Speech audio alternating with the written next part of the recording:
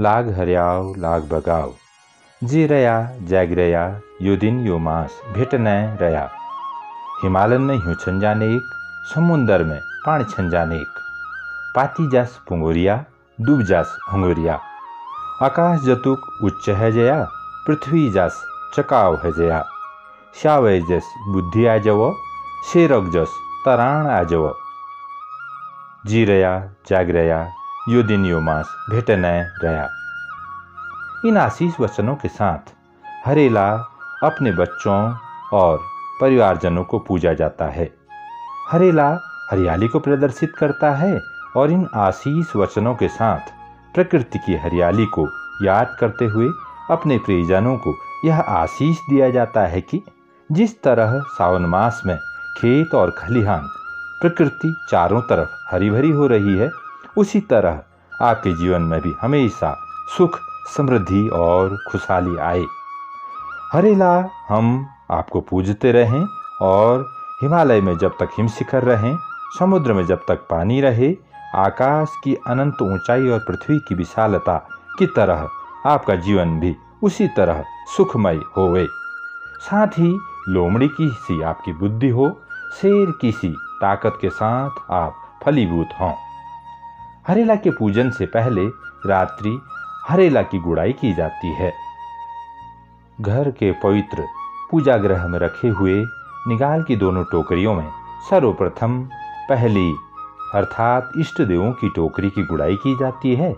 तत्पश्चात दूसरी टोकरी अर्थात प्रियजनों और परिवारजनों के लिए बोई गई टोकरी की भी गुड़ाई होती है। गुड़ाई करने के पीछे एक मान्यता यह है कि हरेले में उगे हुए खरपतवार को नष्ट कर उसे समृद्ध किया जाता है। उसी तरह मानव जीवन में आने वाली विपत्तियों का नाश भी इस हरेले के पूजन से होता है। पंच परमेश्वर द्वारा प्रदान पंच तत्व से बनी मानव काया की सुख समृद्धि के लिए 5 अंगों को पूजने का विधान है, जिसमें सर्वप्रथम पैर, उसके बाद घुटने, तत्पश्चात कमर और उसके बाद कंधे और आखिर में फिर शीश को पूजते हुए हरेले को शिरोधार्य कर दिया जाता है।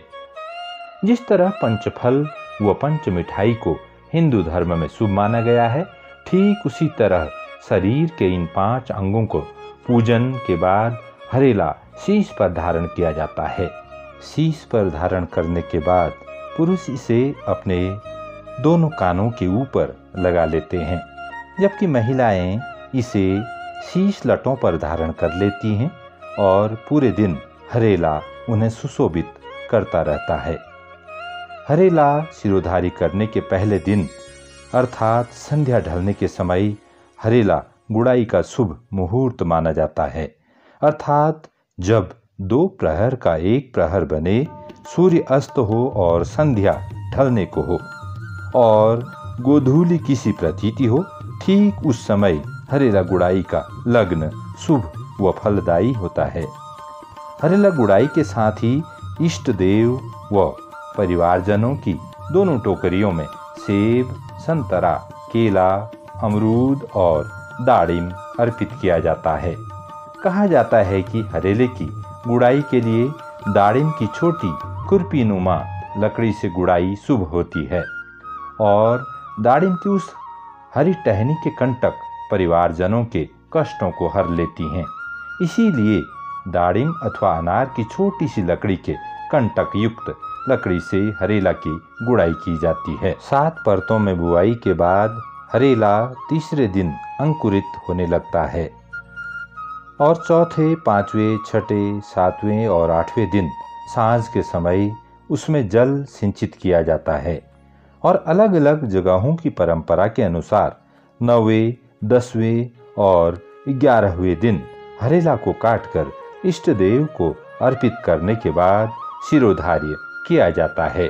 हरेला शिरोधार्य करने से पहले घर के मुख्य द्वार की चौखट के ऊपर लगाया जाता है, जिससे कि घर में सुख शांति का वास हो और प्रकृति सी हरियाली भांति धन वैभव प्राप्त हो।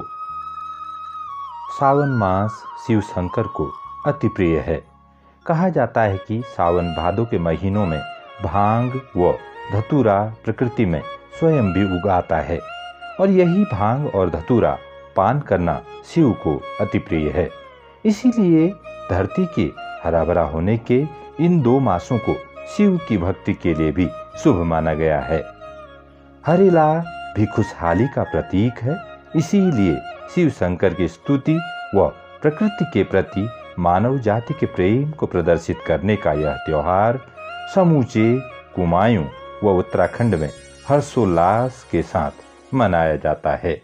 आप सभी से विनती है कि सावन के इस पवित्र मास में शिव शंकर की स्तुति के साथ साथ पहाड़ की रीति व परंपरा को संवर्धित करने के लिए वीडियो को अधिक से अधिक जन समुदाय को शेयर कीजिएगा। अगले वीडियो के साथ फिर मुलाकात होगी। ओम नमः शिवाय।